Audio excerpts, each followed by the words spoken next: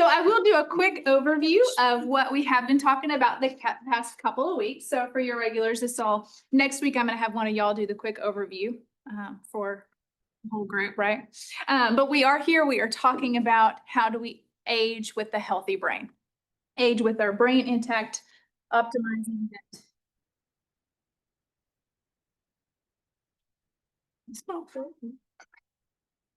Or just get anything to work for you. We are the James L. West Center. And we obviously, with the education y'all are taking advantage of today, we provide many other services for persons impacted by dementia and their families. And we can chat with you offline about that. But we do our residential care, short-term rehabilitation, short-term respite stays, day program services, and as starting July 1, we'll have in-home services as well. And then, of course, we have our education. But we do, just very quickly, I want to go over dementia and Alzheimer's disease. Dementia is the umbrella term, and we are talking about dementias that are caused by progressive illnesses like an Alzheimer's disease, frontotemporal dementia, Lewy body dementia. Those are illnesses, neurodegenerative, progressive illnesses that cause dementia for somebody. So dementia is really a group of symptoms that somebody has. And dementia can be caused by a whole host of things, one of those being a neurodegenerative disease like Alzheimer's disease or vascular dementia. Alzheimer's is the most common type of a neurodegenerative dementia. So somebody would have Alzheimer's type dementia or Lewy body type dementia. There are over 100 different types of these progressive neurodegenerative type dementias, but we really want you to know, if you haven't already committed this to heart, that these dementias are not a normal part of aging. They're becoming more common because we're diagnosing them better. They are not a normal part of aging. One of the big reasons why we're meeting today and doing the series is, well, how do we reduce our risk from developing something like this? And what does it really look like? What does it mean? Because there are a lot of things that can cause memory loss and confusion, those symptoms that we see in persons that have dementia. And all of these are not neurodegenerative or progressive. They're just things we need to look at that cause memory loss, confusion, poor judgment, maybe changes in behavior and personality. But these can be managed better, like medications. It's a really good one. Sometimes our medications, we get prescribed medications by different doctors. Those doctors really don't talk to each other.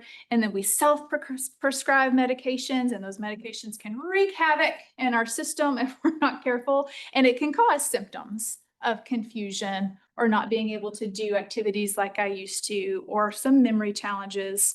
But if I get those medications fleshed out and I'm taking them appropriately, those symptoms of confusion, not able to do like I used to, et cetera, will clear up because I'm fixing the root cause of what's causing my symptoms.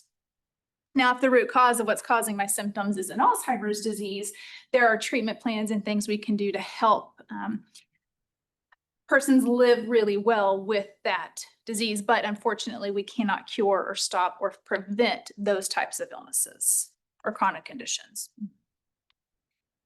And it's also knowing your risk factors. There are risk factors for these progressive neurodegenerative illnesses, Alzheimer's disease, dementia, et cetera.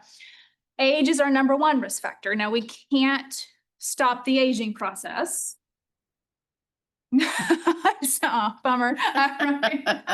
But it's a risk factor for everyone. But again, it is not a normal part of aging. Okay.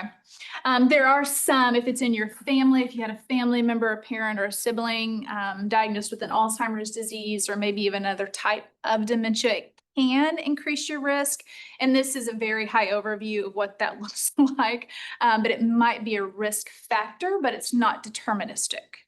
Okay, so it doesn't mean that you'll get it just because a sibling had it. But I will also say it doesn't mean maybe you don't have it in your family. It doesn't mean that you're that you're immune to it either. So these dementias are non-prejudiced. We absolutely want to take into consideration all the stuff we're talking about and start implementing some of these lifestyle choices. Because you can see on this screen here, about 70% of our risk factors are lifestyle choices. So that's why we're diving deep into, we talked about diet and exercise last week. That's where we're diving deep into sleep and stress this week. Next week, we'll talk about brain fitness and socialization. And all of these areas have major influence on our brain's health. So it can have good influence or it can have negative influence. But we're here to learn about the positive stuff, and it is in our control to make those positive choices. But really, what is good for our heart, kind of, I think the best thing to remember, what's good for our heart is good for our brain. And I think for the majority of us, we know what's good for our heart. We've been taught that. It's been drilled into us from ever since we were wee little lads. We know what's important to our heart, and our brain and our heart are directly connected. So we know if I can do something that's good for my heart, it's going to be good for my brain. Vice versa, if it's not good for my heart, it's bad for your brain. It's not going to be good for your brain, right? So, and these are just some of the other kind of these factors as well.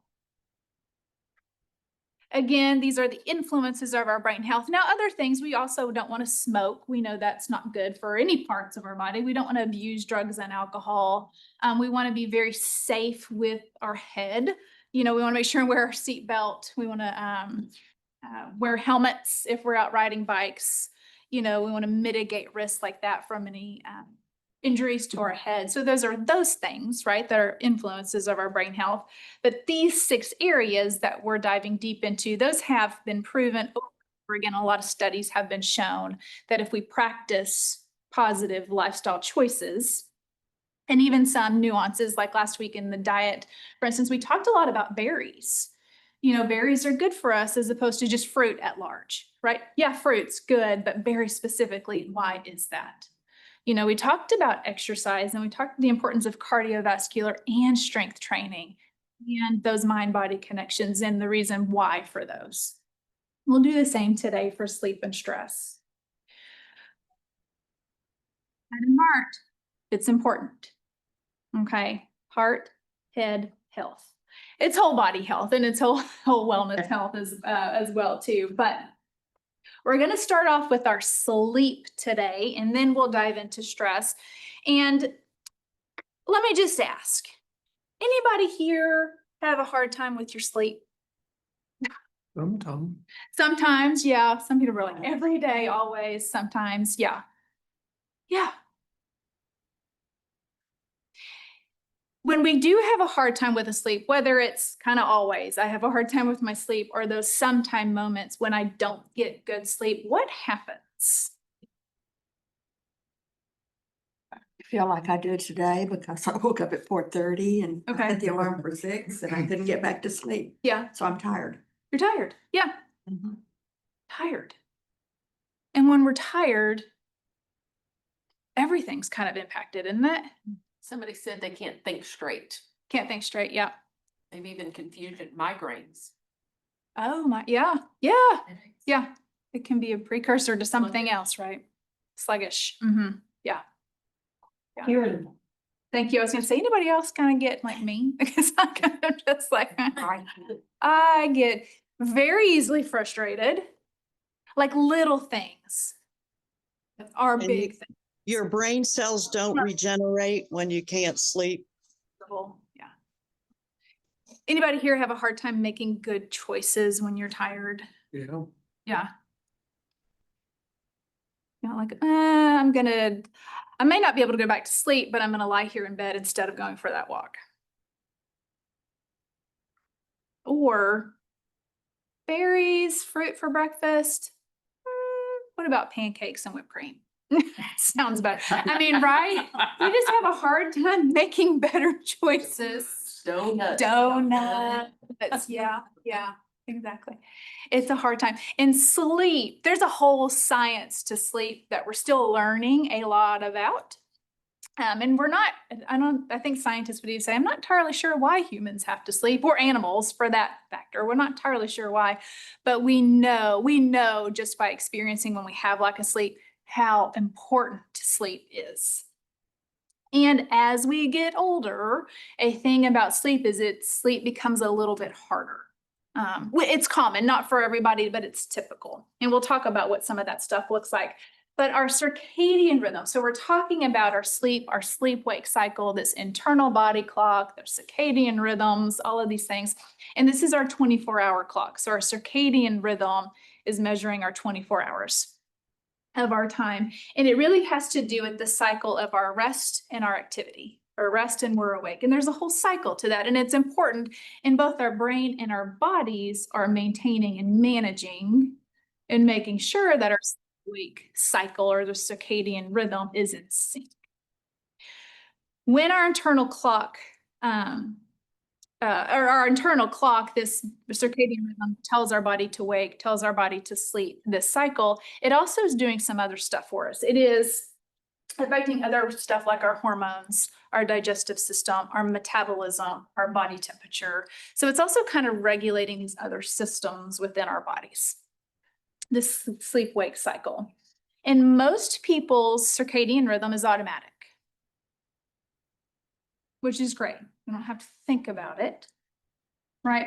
But there are factors that influence these sleep-wake cycles. And sometimes some of those factors is that we are getting older, and we'll talk about what that might look like, but there's a few other things.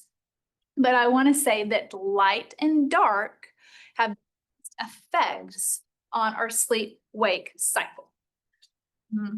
So we're going to learn or talk about why this is so important, quality versus quantity of sleep, and we're going to talk about how do we, maybe if we have to reset that circadian rhythm, and how do we do it, okay? I was going to sit here, but Because- he stayed in my spot. So we are going to talk about our bodies and the function on how it has on us. But I also want to say our lifestyle has a lot of effects on our sleep, our lifestyle choices. And with this, and this is a little bit hard to see, especially for those of you in person, but light and dark have the biggest effect on this circadian rhythm or this internal body clock that we have. But other things, food intake has an effect on it. We just talked in depth about diet, didn't we? Stress, which we're going to talk about, has a huge effect on this internal body clock. Physical activity. We just talked about that last week, right? Okay. Temperature. If we're traveling, anybody's traveled had jet lag. Yeah, so that impacts our body clock. Certain medications, mental health conditions, any head or brain health conditions that you have, poor sleep habits, and then those that work the overnight shift as well, that will affect their sleep-wake cycles too. It's driving me insane. So as we age, some other effects that we may not have a lot of control over can help reset our body clock, because as we age, we do have these things that happen. We do have a harder time falling asleep. Normal part of aging. Okay. Wake up more throughout the night. And this might be the cause of many things. We have to get up and use the bathroom more. We're just a little bit more restless. Other things, I mean, stress might wake us up. Other things can wake us up more throughout the night. We spend less time in deep sleep. And we'll talk about the sleep cycles and why they're important. But as we get older, we spend a little bit less time in deep sleep. And our deep sleep really is our kind of restorative sleep time. And then we might sleep less. You might notice I'm just not sleeping as long as I used to. Causes of this can be medications of side effects, poor sleep habits. We're less active during the day. We might have more grief and worry. We're not eating correctly. Or if we have another sleep disturbance, like if we got restless leg syndrome, or we have an REM sleep disorder, insomnia, more older adults and more women are more prone to insomnia, which can affect this as well. So you might notice that as we get older, which are unfortunately kind of normal parts of aging. But why is this so important? What's the importance of sleep in my brain health? Yeah, I know it makes me feel better and I'm less tired, but with what's happening during sleep, and this is a lot of studies have shown this, but what they're saying is that when we go to sleep, different parts of our brain turn on and other parts turn off, okay? But of these parts that turn on when we sleep really take all the information from the day that we've taken in. Either we've learned it, we saw it, we heard it, we just had all the sensory input. During sleep, that's when the part of our brain turns on, it takes all that information and it goes and stores it where it needs to be stored in the brain. So it takes us from this immediate kind of short-term memory where it's housed, because I'm taking it right now, and then stores it where it needs to go. Now, if I'm not getting the proper sleep, some of those memories and things that need to get stored in my brain and those longer term memories may not get stored because the part of my brain that does that when I'm asleep wasn't activated, or I wasn't in there long enough for it to take the short-term information and move it over to more long-term storage. Or maybe it was so disruptive, it got stored in the wrong part. Could be something like that too. What also is happening during sleep is the brain kind of cleans itself out. So we have this kind of cellular waste that we do all day long, just like our bodies. We're moving all day long. Oils, we kind of get dirty a little bit and we go and take a shower and clean all that extra waste off. Our brain does the same. So cellular waste, or because our brains are working hard all day long, right? So there's some waste that builds up. And during our sleep time, the cerebrospinal fluid comes in, it helps clean out some of that waste. But if I'm not getting the proper sleep, or it's disruptive, or I'm not in sleep long enough for that to happen, then my brain might not get cleaned out very well, right? So this restorative function of sleep is from the switching of the brain into kind of that sleep cycle that facilitates the clearance of waste products that we accumulate just throughout the day. Other things that happen, again, we're shuffling information. The short-term information, this is where our hippocampus is, houses that short-term information, and it shuffles it into more of our long-term storage areas of our brain. We merge existing information with new information, and that's a lot how we form memories. Is I already have all this knowledge and existing information up here, and I have something new. Well, a lot of times we tie it to something we already know to help us form that memory and help us learn it. We're solidifying more memories. We're reinforcing procedural memories, but we're also reinforcing memories as well and processing those well. And then we have chemicals. I mean, a lot of other stuff's happening when we sleep. We have chemicals that release through our system that strengthen our immune system. There's other restorative processes that go on. Muscles are restoring themselves. Our organs are getting to restore and strengthen all throughout the body. But brain-wise, that's kind of what's happening when we're sleeping. So we want to make sure that we get enough sleep and we got the right kind of sleep. This is some information about sleep deprivation that have been done, but this was done on mice, but still researchers found that sleep deprivation increased the amount of harmful plaques that build up in the brain, those same harmful plaques that build up from Alzheimer's disease. So the study was, they were doing it on mice, but if they had sleep deprivation, they had more of that toxic plaque, amyloid and tau proteins built up in their brains as opposed to ones that got proper sleep. So it also obviously slows our thinking. We've already said that, affects our mood, but it can also affect our behaviors because it can increase our paranoia, our suspiciousness. We do become less coordinated as well. So we're more prone to fall. So it increases our fall risk.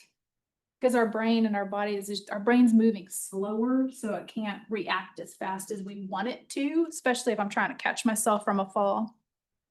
And a lot of studies show it just puts us at greater risk for developing dementia.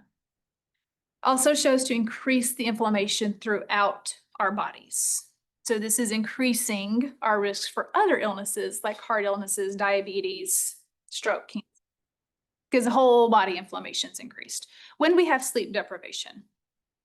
And then it does mess with the hormone levels, which I said earlier, but particularly the hormone that controls our hunger. And this is where it's hard for us to make good choices. But we also, our brain and our stomach don't talk to each other very well when we're sleep deprived, so we overeat. Because I may not feel full because of the hormone changes that are happening. So we eat poorer, have poor choices, and then we tend to eat a lot more when we have that sleep. And then usually it's bad diet choices, which increases our risk for bad heart health, which is bad brain health. So it's just kind of like this cumulative effect, right? So this is a high level of, so talking about quality of sleep. And it is important that we get, it's important to focus on quality and quantity of sleep, but the quality of sleep I want to talk about for a second, because when we are sleeping, we go through these cycles of sleep. And so this is one cycle, stages in 1 through 3 in the REM stage. That's a cycle of sleep. And we want to go, I'm saying that wrong. These are stages of sleep. I apologize. And we want to go through at least 3 to 5 cycles. No, I said it right. Not stages. These are stages within the cycle. We want to make sure we go through these cycles at least 3 to 5 times a night. So I want to go through this stages 1 through 3 in REM cycle at least 3 to 5 times a night. Okay. But you can see stage 1, this is where we're easily aroused, right? We're falling asleep. We just got to sleep, so we can be aroused easily. Then we go into that deep sleep, which is 45 to 55% of our total sleep. And our deep sleep is important because that's when the brain, the parts of the brain that need to turn on to help store our memories and to help flush out the waste happens in that deep sleep and in the deepest stage of our bodies, the stage 3, the deepest sleep. And this is where a lot of that restorative stuff happens throughout our entire bodies, helps decrease inflammation, all of that stuff. The whole body restorative process is happening during that stage. And then we have that REM cycle stage, and that's typically what they call the dreaming stage, and that's where the body's paralyzed, but we have that rapid eye movement is what that stands for. So that's typically when we have that dreaming stage. The REM stage is important. Our brain activity is very heightened during that time, and they also say this is a time where we consolidate more of those memories that we've learned, or the memories that we have are strengthened during that time. So this is a cycle, and we want to make sure we do this 3 to 5 times at night. So it's in the reason I say this, so the quality is important. So we want to make sure we're going through each stage of the cycle, because it's very real for us to only go through 1, 2, or 3. And then we wake up because I had to go use the restroom. Right. And then it takes me a long time to go back to sleep. And maybe I just go to stage 1 or 2 because now I got to let the dog out. And it got, so then might go back to sleep, and then I can't go back to sleep. So I didn't get through the whole cycle. So it's important we get through the whole cycle at least 3 to 5 times so that the quality is important, but the quantity is too. So we want to make sure, and I'll say we get 7 to 8 hours of good sleep every night. Got a question. Is it better sleep if we are dreaming? Like if you remember your dreams, Just if you're in I don't know. Excuse me. I know not everybody remembers their dreams. Right. Yeah, I think we're dreaming, but some people remember it more than others. I have a hard time remembering dreams, or I think I dreamed, is where, I think Holly remembers dreams very, very well. But that's just an individualistic thing, but but if you're not dreaming, that's not anything wrong by any means. Yeah. And I don't think it necessarily means you're sleeping better. Right. Because sometimes dreams can be those anxiety type Yeah. dreams, or such as that, where you're really, I think that's one of those that depends. It depends. Yeah. Yeah. Or that dream wakes you up and now I'm thinking about my dreams. I'm going back to sleep. Yeah. Yeah. No question. So it is important because here it says for every hour, you're awake during the day, you need at least a half an hour sleep to process all that new information, which is learned, which equates out to about 7 to 8 hours, 7 to 9 hours of sleep at night, depending on how much you're awake. So this is important because quality is important, quantity is important. And we'll get into, well, how do I get good quantity and quality sleep? So I'm going to spend the next several minutes on this. And this is talking about our sleep hygiene. Y'all ever heard of sleep hygiene? We have physical hygiene, right? A lot of time we talk about emotional hygiene, but we have sleep hygiene. And this is something we need to learn. Just like we learned how to do physical hygiene, we got to learn how to have good sleep hygiene so we can, if we need to reset that circadian internal clock, or I really want to work on the quality of sleep that I have. I have another question. On this slide, is it consistent across the age of the person, or do the percentages change as we age? This, great question. This is, all of this stuff in here is for old adults. So this does not pertain to teenagers and it does not pertain to children because sleep is different and the hours and the cycles and stuff are a little bit different for children, different for teenagers. So this is all adults and what we need to practice for adults. Yeah, good question. But the first thing is regularity is the key to a sleep hygiene. And some people are very regular and some people are not. Depends on what's going on. Or just depends on who you are as a person. But sticking to routine is so important. So this is where some of us might have to be a little bit more disciplined and say, I'm going to go to bed at this time every night, whether I'm tired or not, because I have got to train my bodies. And this, we can train our bodies if I'm trying to reset my circadian or this internal clock. But make sure it's a time that kind of fits naturally with you too. If you're more of a night owlish type person, don't say, well, I'm going to go to bed at 8 o'clock every night. Because you got to work with your own kind of natural clock. So say, well, I might go to bed at 10 or 11 every night. Because that's going to work better with my clock. I'm trying to work with my body, not against it, right? But it is, this is my time. I'm going to go to bed at this time every night. And I'm going to wake up at this time every morning. And I put myself on that schedule. It might be hard at first, but the body will start to adjust. And I will say this, because if I don't, I will forget. We're going to do this sleep hygiene. And let's say tonight you go out there and you did every single thing that we talked about in the best sleep hygiene tips, and it didn't work. Like, well, I did everything Jamie said. I went to sleep at this time. I got up at this time. I ate right. I made it a relaxful evening. I was cool. And it didn't work. I still had kind of a crappy night of sleep. So I'm just going to go back to my old ways. It takes for our internal body clocks to fall in line, if you will. It can take up to 60 days, if not longer. So it's more than breaking a habit. The body really does you have to make sure it can and for some people, it might even be closer to 90 days. So you have to be consistent for a good amount of time before you start to see any changes. If that's what if you're needing to reset your clock. 7 to 8 hours. I've read a lot of stuff that 7 hours really is more optimal for some people. So more across the board for adults, just throwing that out there. And you want to create a very nice bedtime ritual.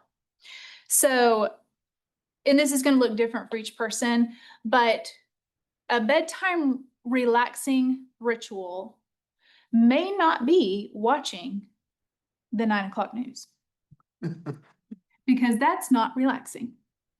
It might be, I'll wait till tomorrow to watch the news, but I'm not going to watch it tonight because it doesn't put me in the mood for relaxing sleep.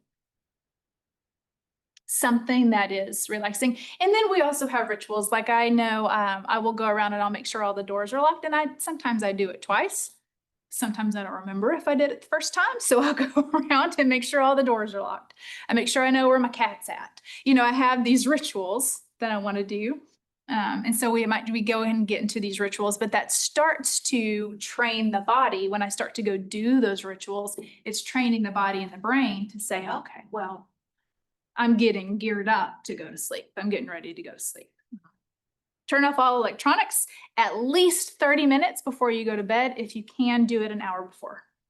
This is your phone, it's your TV, whatever electronics, your watch, all of these things that you can be distracted with, turn them off. That might be the hardest thing. It is for me, but I would assume it's the hardest thing for everybody else. Oh, let me just check the weather one more time. And as I'm checking the weather, I'm checking social media or whatever it is, right?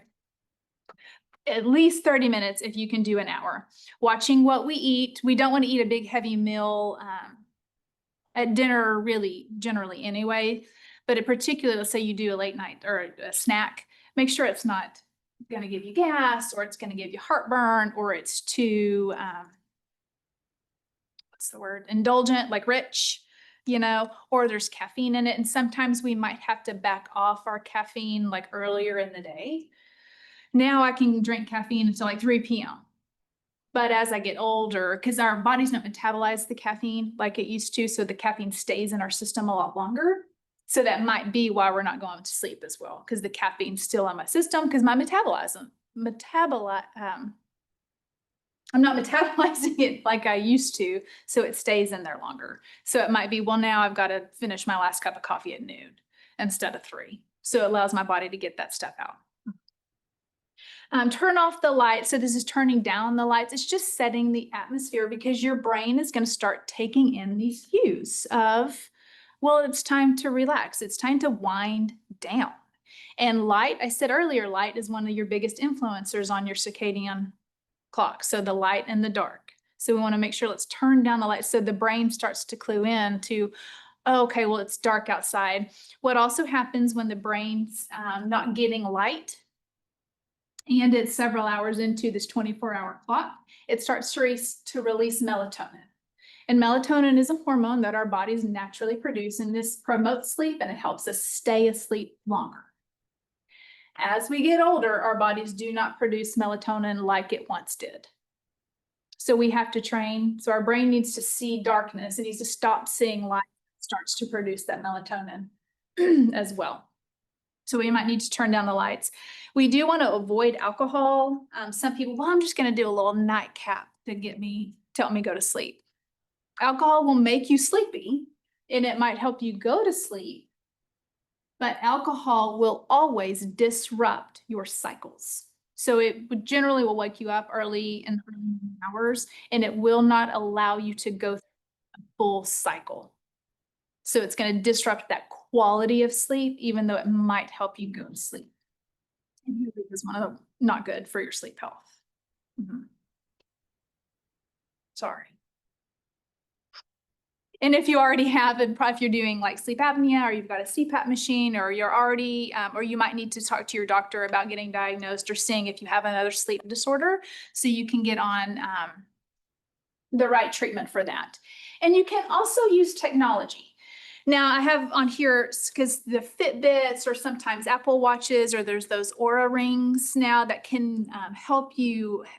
It's not like measuring your sleep like you would at a real deep sleep study, but it can help provide insight into maybe how many hours you were asleep, or if you were restless, or because you might wake up in the middle of the night but not be aware that you woke up.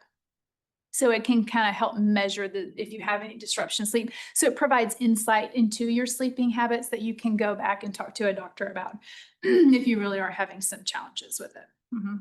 And somebody mentioned using one of the rings that's not, I guess they used to be really expensive, and that the prices come down and they link to an app that's free. That there's some of them have in-app purchases. Yeah, someone had mentioned that. Oh, thank you. Yeah. Okay, a couple other questions I'm going to get to because I know you'll have them. And this is we want to make sure we work with our internal clock, not against it. And I say that because people there are night owls, and it's okay to be a night owl. That's just your internal clock. There's nothing wrong, or there's early birds, right? So you don't want to fight against it. You want to work with it. But you can, like if you're having to work or you're doing something like that, you can reset your circadian rhythm to be more in line with like your work schedule. Okay. And then what about naps? So people, well, what if I nap? Naps are great. They do not replace nighttime sleep, however, and you want to make sure that your naps are between 15 and really 25 minutes. You don't want to go in for a 2-hour nap. And now, and I'm saying this is all very individualistic. Okay, some doctors might say, well, if you are sleep deprived, go do a 2-hour nap so you can get that full cycle of sleep, because it's the importance of getting those cycles of sleep too. So this is very individualistic, and I'm not a doctor.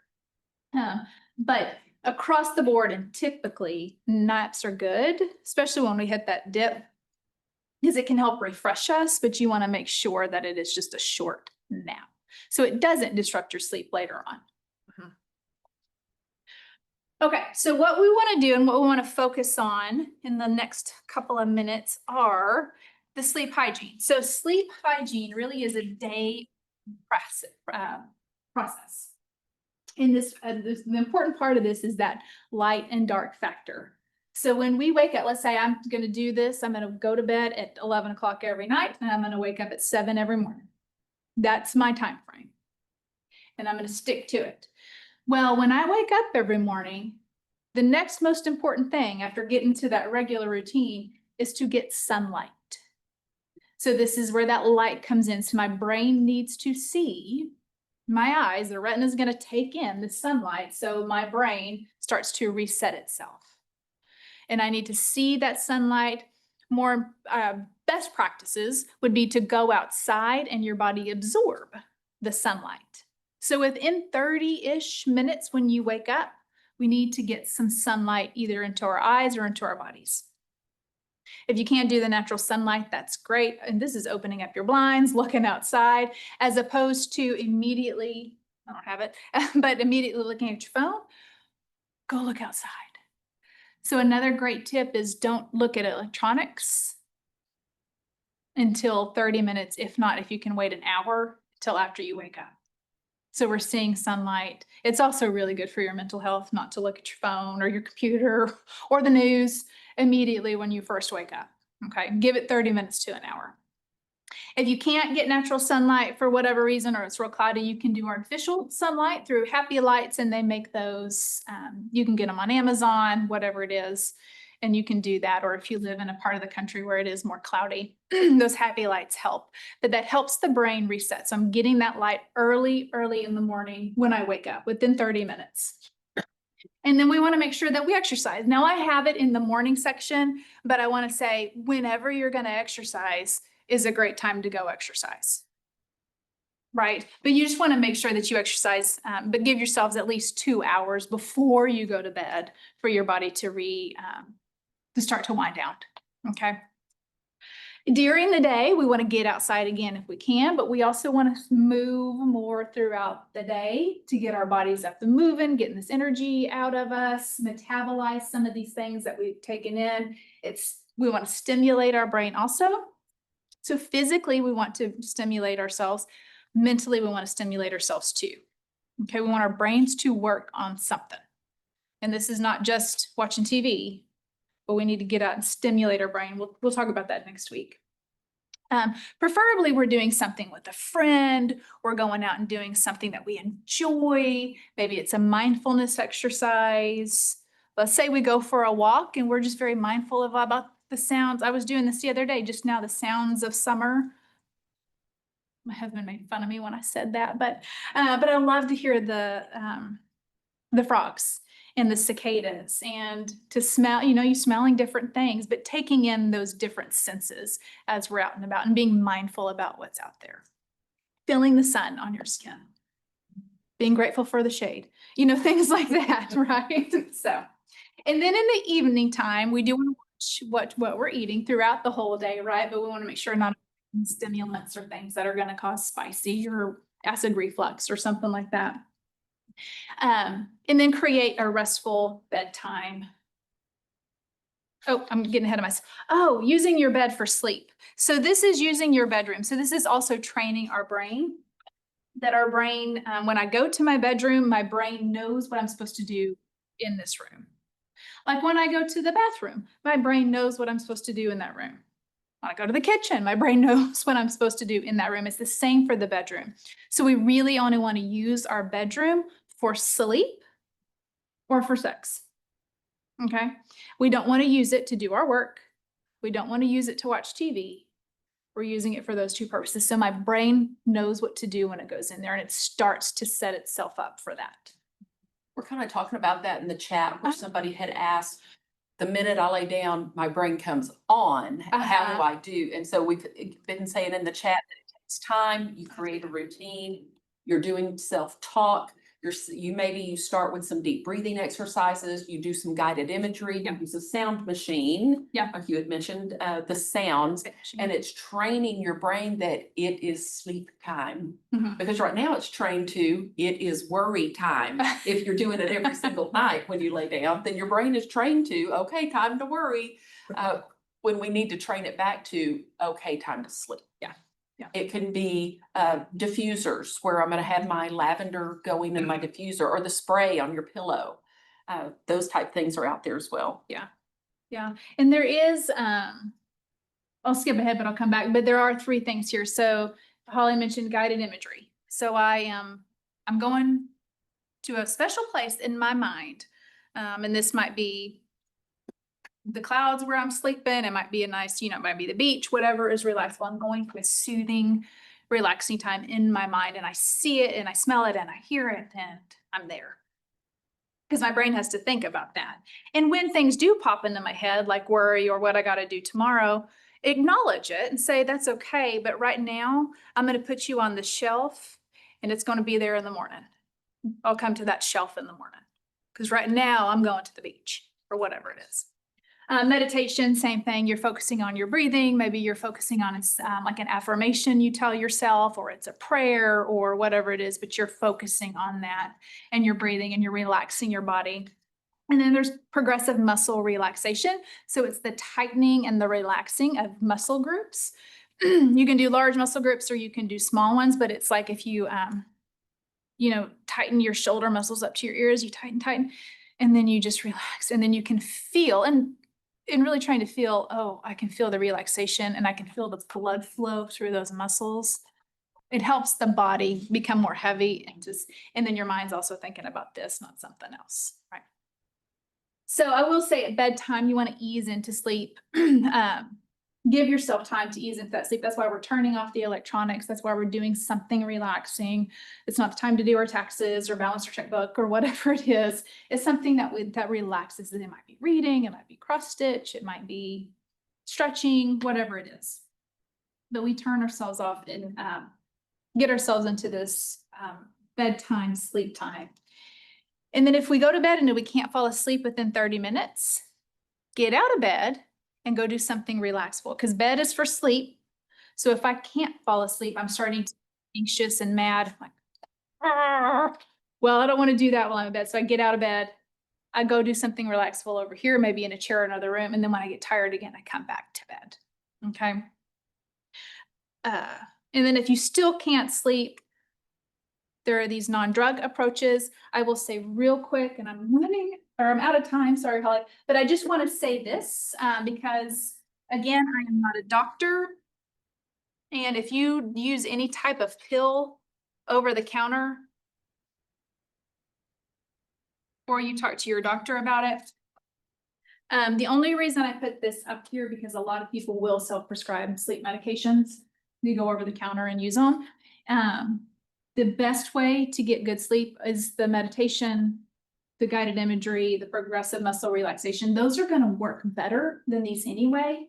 And these have a lot of side effects. Some people will say, oh, I'm just going to go do an antihistamine, or it's that ZQL, okay, things like that, or Unisom. They do make you feel drowsy and you can fall asleep easier, but there are side effects to them. They do have like a hangover effect. So you're much more prone to being groggy, prone to falls when you wake up in the morning. It can have dry mouth, constipation, blurred vision.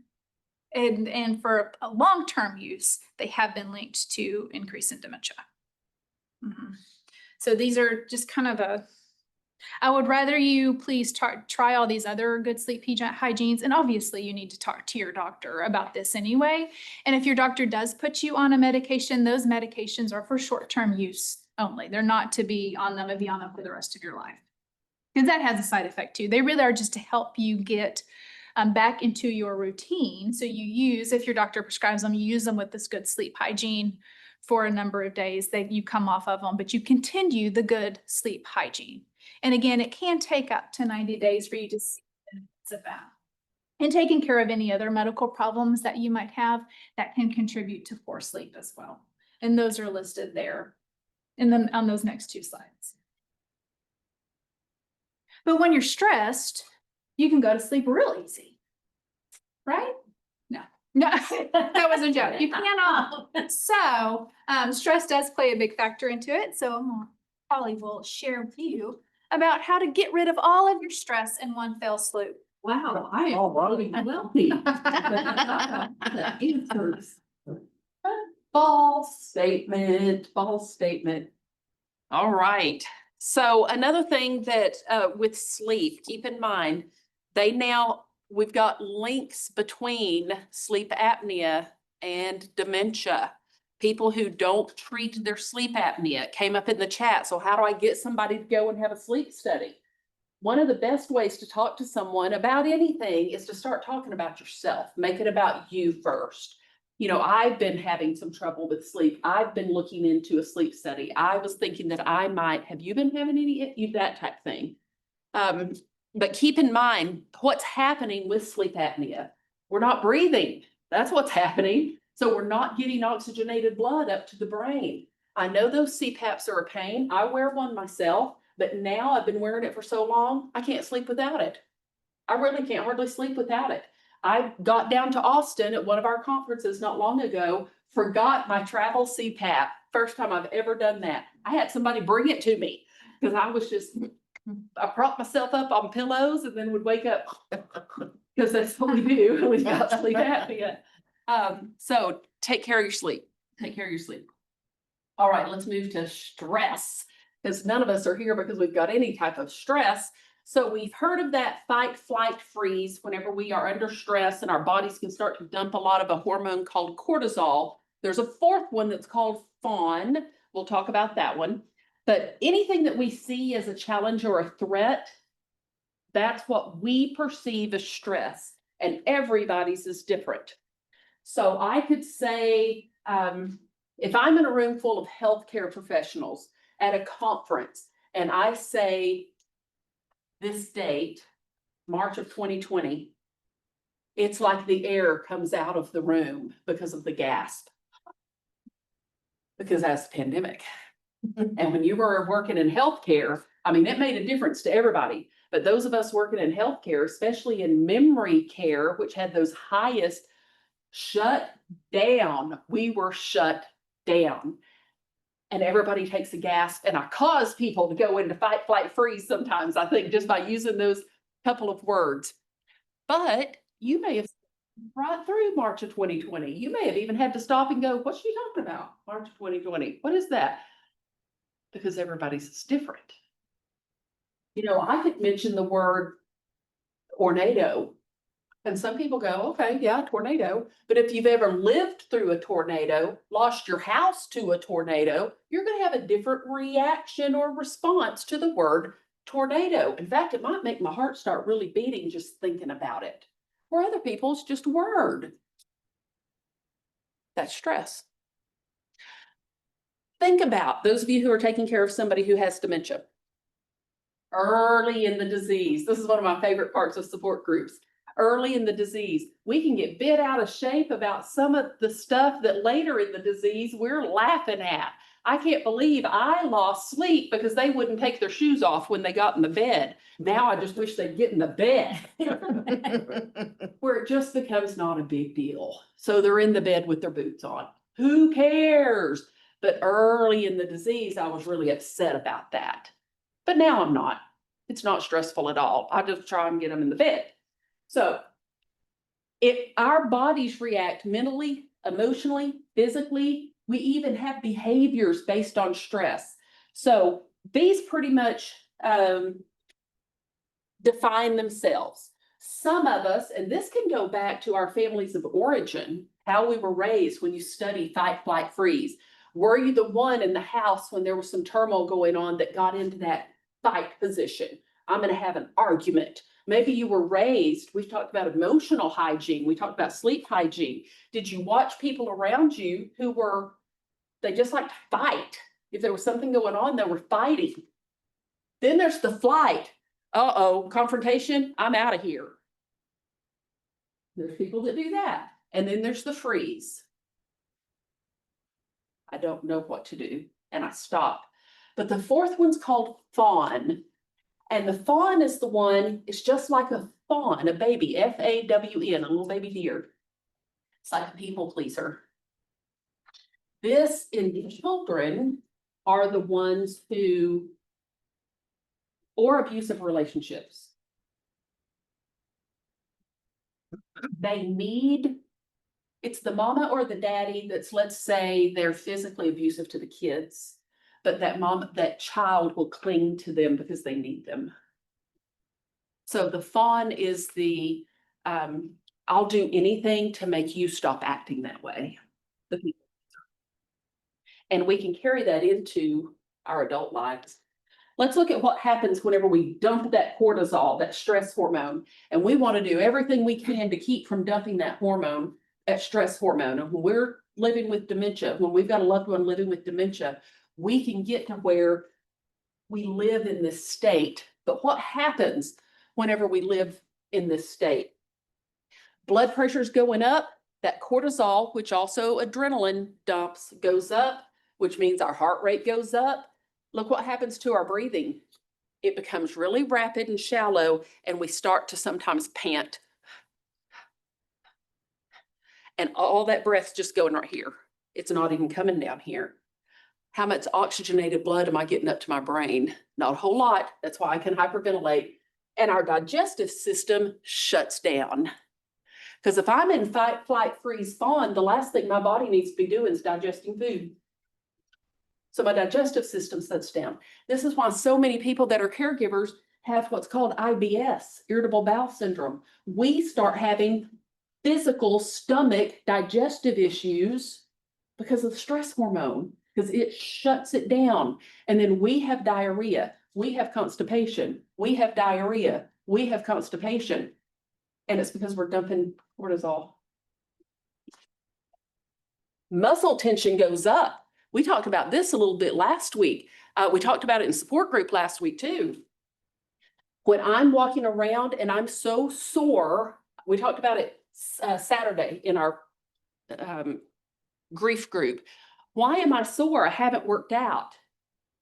But are your shoulders up here all the time? Because you're tense all the time. Are you waking up in the night and you're laying on the pillow, but your shoulders are up here even while you're sleeping?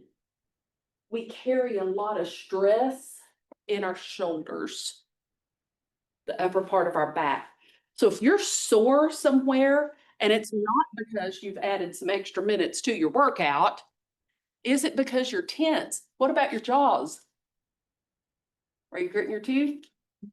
Are you sleeping at night, gritting your teeth? And you wonder why you're so sore down your neck. Maybe you're needing a night guard, but it's muscle tension because we're in that fight, flight, freeze. And then look what happens to our immune system.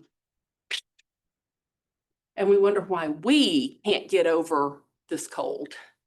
Why can I not get over these allergies? Usually I just take my medication and off I go, but this time it's hanging on because our immune system is down. So long-term stress and well-being. What if we stayed like this in the long term? And we're never getting back, because look over here. When we get to the other side of the stress, we should go back to our normal state. What if we're living in a constant state of stress? And if we're a caregiver 24/7, we can get where we live in a constant state of stress. If somebody were to come up that you don't know and ask you to introduce yourself or ask you to tell me about yourself, and the first word that comes out of your mouth is I'm a caregiver, your identity's changed. If the first word that comes out of your mouth is I take care of, and you don't say anymore, I'm a husband, I'm a father, I'm a mom, I'm a Christian, I'm a teacher, I'm a pilot, but you identify, I'm a caregiver. We gotta be careful about that.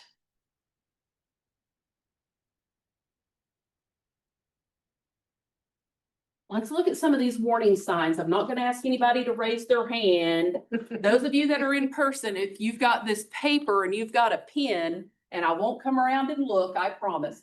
Those of you that are online, you've got a copy of this. I'm going to encourage you to be really, really honest. Let's see, today's the 16th, so we've had about 2 weeks in June, 2 weeks and 2 days in June. And I want you to just think about June, since the 1st of June. Now, I want you to look at these, think about yourself in the last 2 weeks. If you've got that paper, I encourage you to put a little check by it. Again, nobody's looking. This is just for you. And don't make excuses. Because what I'll find people doing is they'll go, well, you know, I have had some distressing dreams, but I did. That's making an excuse. Don't make excuses. This is for you. So look at those physical effects of stress.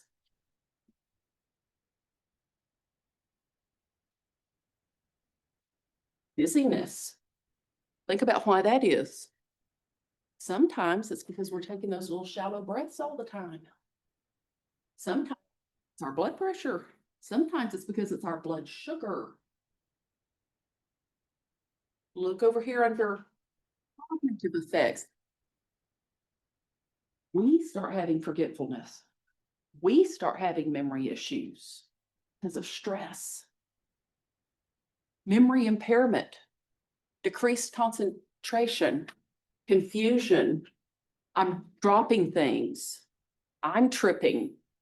I can't stay focused. I'm having those distressing or anxiety dreams. Easiest feeling, easiest emotion to have for most everybody's anger.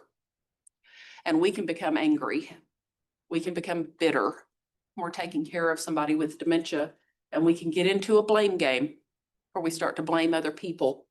And what it is that I've got a loved one that's got this progressive terminal illness and my heart's breaking and I'm scared, but it's easier to be mad. Okay, let's look at these. Here's the emotional and the behavioral effects. Let's see if you see yourself in any of these.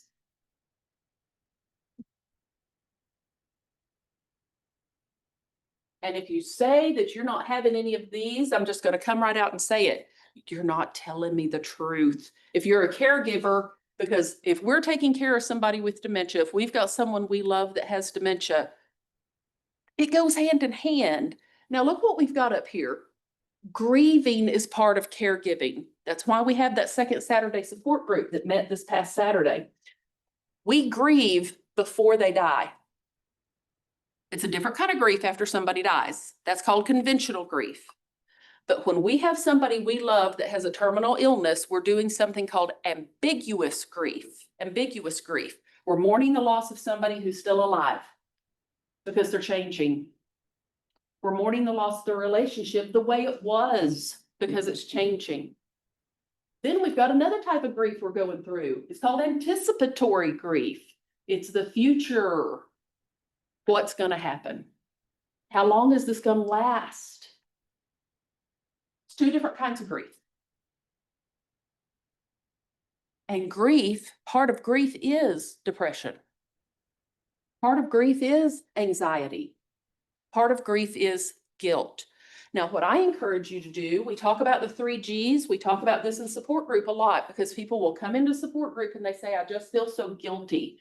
For whatever reason, I feel guilty. Let's replace that word guilty with grief. Call it what it is. That's the first step in anything. Call it what it is. Identify it. If you're familiar with 12-step programs, step number 1 is admit you've got a problem. You say it out loud. I've got a loved one who has a progressive terminal illness, and I am grieving the loss of our relationship the way it was. There's our first step. Let's switch the guilt to grief, and then let's overlay that with some grace. Let's go from guilt to grief to grace.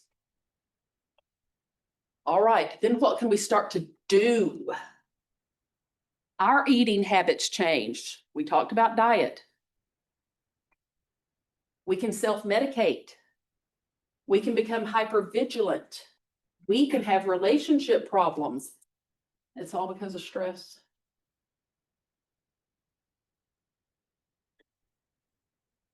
So what can we do?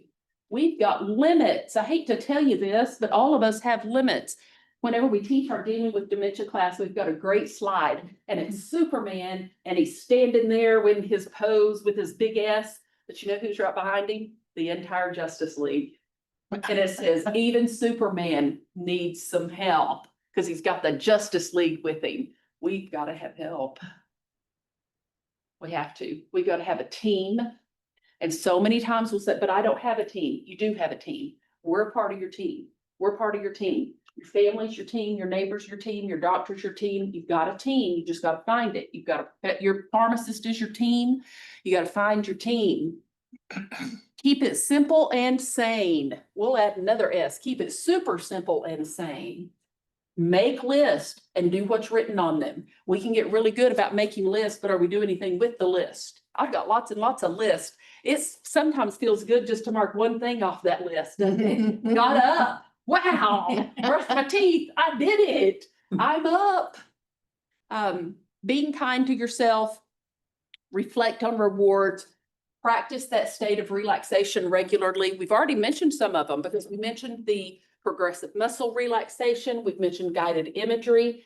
And the easiest thing that we can do are those deep breathing exercises. In our Stress Busters class that we teach, in everything we talk about, we've been using this sentence now for several years, that difference between a reaction and a response. Oh, a single deep breath. Because I just pushed oxygenated blood up to my brain, and it made me pause before I speak, and it makes me pause before I do. So if I walk into the room, it gives me a minute to turn around and walk back out, because I might just need to walk back out for a minute and gather my thoughts. And maybe smile and put on some music, because there's a mess. Rather getting a gripey gripe about it, let's get Elvis going or the Beatles going, and we're going to get this cleaned up.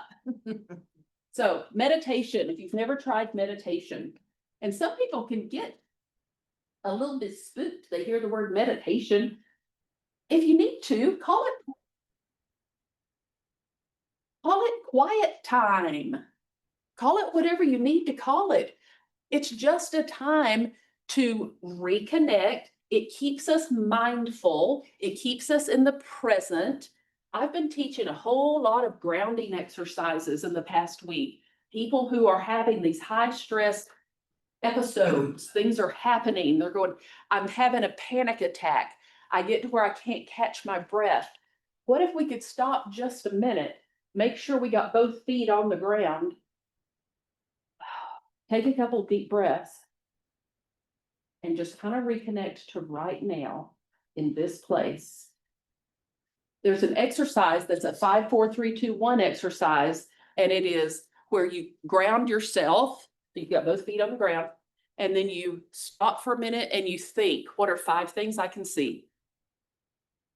And you make yourself look around and you say them. If you're by yourself, you say them out loud. I can see that gray tabletop. I see and you're naming them because it's making you connect back to right now. What are 4 things I can hear? I can hear the air that is on. I can faintly hear voices in an office. But it's making me focus on right now. And then 3 things I can touch, 2 things I can smell, 1 thing I can taste. And you're just going through the senses. It's a 5, 4, 3, 2, 1 grounding exercise. Meditation with some people, there's lots of research on meditation.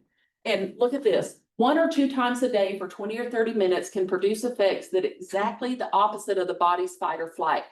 And you really don't have to put aside that much time. If you can do 5 to 10 minutes, and people will say, what if I fall asleep? Well, fall asleep. That's wonderful. Take a little nap. That's good. meditation and the brain, again, research-based. It works on the brain chemistry. We can't be in the fight, flight, freeze, fawn whenever we are doing a meditation. The other thing we can't do is that rumination. We cannot worry if we really have cleared our mind.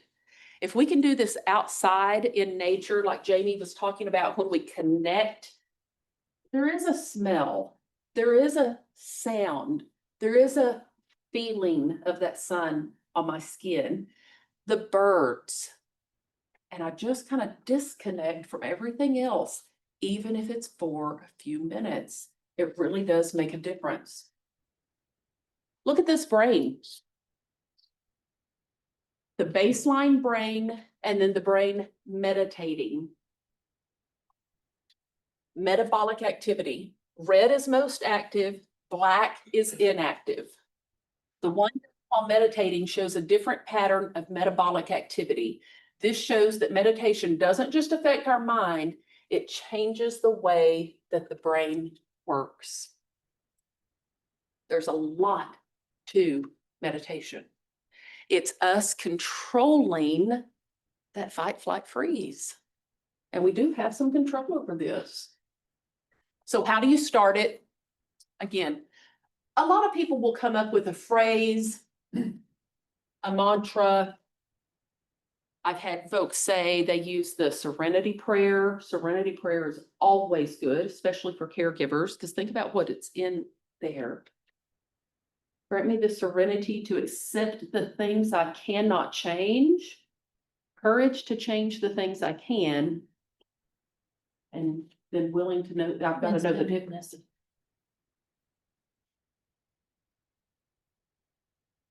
Other ways to relax. Deep abdominal breathing. So we tend to, in the United States, do what's called chest breathing, and we don't belly breathe when we really need to belly breathe. It should not be our chest going up and down. It should be our belly going up and down.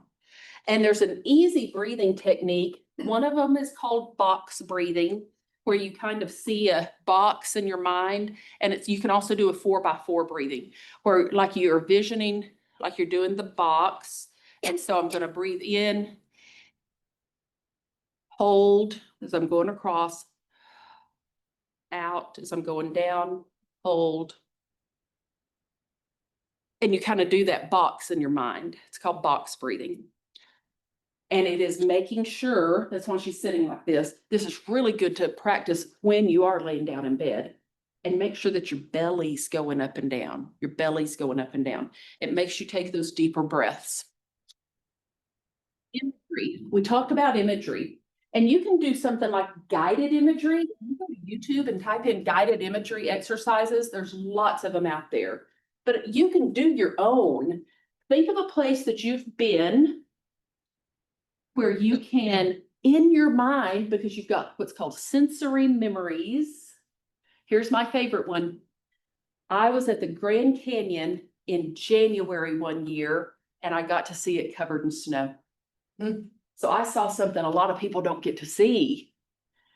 And I stood out there till my face almost, well, it did go numb. I stood out there in that wind so long, I could not feel my face. But I can go back to standing at that rail and looking. And if I close my eyes, I can see it, I can feel it, I can smell it. Because it was such a strong sensory, and I can go back there because I've been there before. You can do it too. A lot of people like to go to the beach, go to the mountains, sit at a campfire. Something where you have sensory memories. This is something good to do if you can't sleep. You go back and stand right there at that Grand Canyon. Oh, the things I saw. And you can feel it. You can do that. You're doing it in your head. Music, having that playlist. Now, if I'm trying to relax, there's different types of music. I might want to put on my 80s music because that is my favorite music. I might want to put on my yacht rock favorites, the yacht rock, soft rock from the 70s and 80s. You've got your favorite things that you listen to also. Use that music. We've got exercise on there, eating healthy. It might feel really good to load up on carbs while we're doing it. That's why they call it the comfort food. It does not feel good afterwards. We've all been there. I can't believe I ate that whole pizza. And you feel horrible, horrible, horrible. You really do feel different. I told you last week, I started doing the mind diet May 1st. You feel different than when you load up on carbs. Laughing is huge. If we just laugh, do you know that you can't dump cortisol and dopamine at the same time? Your brain can't do it. So if I can find something to laugh at, and we can make ourselves laugh. I taught about this last week. I was out in Amarillo and I was doing 3 hours. Those people had to sit and listen to me for 3 hours. So I put in some videos. They were 30-second videos. And the first one I put in was children laughing. Children laughing. Where I'm going along and my next slide, it was just these kids came up. Ha, ha, ha, ha, ha. It was little kids laughing. You can't be dumping cortisol while you're watching babies laugh. And the other one I love is animals falling down. There's another good one. I put that video in there too. The one I had little baby lion cubs and they were fighting and they were rolling and falling down. We pay attention and then we laugh, or even if we don't laugh, we smile. And if we smile, I'm not dumping cortisol. My brain can't. But what if I dump a little bit of dopamine and it holds off that cortisol for a while? We've got these things now. And it's got something called YouTube on it. Go to YouTube and type in Carol Burnett. We all know Carol Burnett. And type in the ones that you like. Mr. Wiggins, Mrs. Tudball and Mr. Wiggins. That'll make you laugh every time. Except I get these young people who look at me. They don't have a clue who I'm talking about when I say Carol Burnett. Journaling, massage, reaching out to someone. Here's one, learning to say no. And then practicing our spirituality. And we're going to look at each of these a little bit more. We're watching our time. You are what you think. I've been doing this a long, long time. And I've heard people come in and talk to me and say things about themselves they would never say to a friend. And they're talking about themselves. Be careful about how you talk to yourself. Because you know what? You'll believe it. You'll listen to it and you'll believe it. Be careful about how you talk to yourself. Negative beliefs about aging even. Well, I've got this birthday coming up. I'm just getting older. I guess that's why my hips giving out. This is just part. And we're making it. What if I reframe the way that I'm talking to myself? There it is. Don't say anything to yourself that you wouldn't say to someone else. We're really bad about putting on the boxing gloves and beating up on ourselves so we wouldn't do it to somebody else. There is an exercise you can do. I use this with a lot of teenagers when I'm doing therapy with them because they're on that phone all the time. And I'll tell them, if that negative thought comes in your mind, swipe it away. Negative thought comes in your mind, swipe. I'm going past it, going past it. You can also do this at night. Whenever those negative thoughts start coming in, nope, not right now, not right now, not right now. No, oh, here's a good thought. Let's land on that one. Oh, I'm at the Grand Canyon. There I am. Let me take some deep breaths. Being careful about your lifestyle, why you're doing this.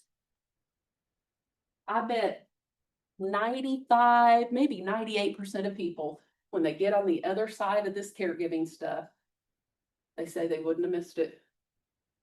They wouldn't have missed it. They're glad they're the one that was able to provide the care. And they're glad they got educated and they learned how to find joy with their loved one so that they had quality of life till that last breath. They learned how to make the connections. They learned how to change themselves, which then affected their loved one's journey. That's what we can do. We change ourselves. Keep this in mind with our spiritual activity, that body, mind, spirit. There's the connection, meditation, prayer, reflection. You call it what you need to call it. Journaling. I had someone tell me this past week that they journaled for a long time And one of the things they did is they went back and started rereading their journals from a couple of years ago. And they saw the growth in themselves. That can be really interesting to do, is to go back and visit your journals.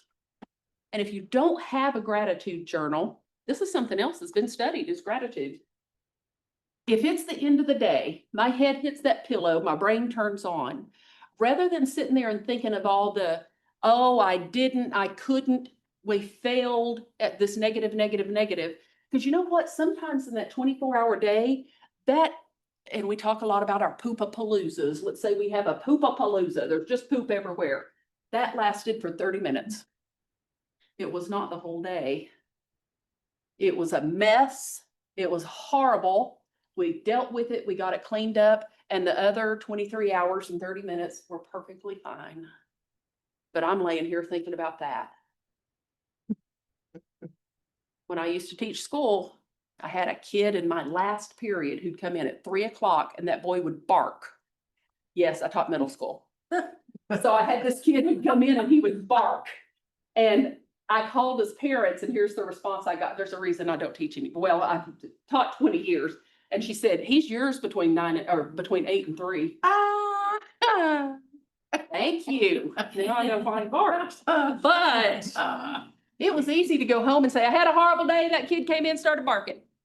And my husband would say, what time did you have him? 3. How'd it go till then? It was perfectly fine. I had a great day until 3. And then I had a really good day after he was gone. So it did not ruin the whole day. We got to keep that in mind.